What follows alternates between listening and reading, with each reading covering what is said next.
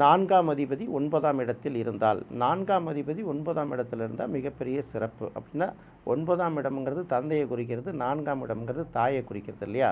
அப்போ தாய் தந்தையர் 2 குடும்பங்களில் ஏதாவது ஒன்று மிகப்பெரிய செல்வாக்கு உள்ள குடும்பமாக இருக்கும். சில பேருக்கு பார்த்திங்கன்னா 2மே செல்வாக்கு உள்ள குடும்பத்திலேருந்து வந்திருப்பாங்க. அம்மா வழி குடும்பமும் ஒரு செல்வாக்கான குடும்பம் இருக்கும், தந்தை வழி குடும்பமும் ஒரு செல்வாக்கான குடும்பமும் இருக்கும்.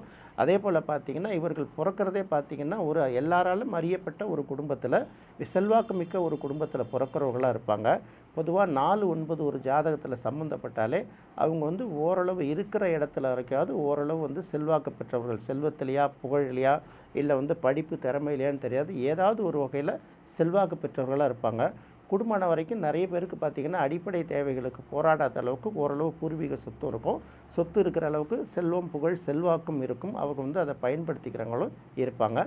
குடும்பம் வரைக்கும் 4, 9 சம்மந்தப்படுறது ரொம்ப சிறப்பு.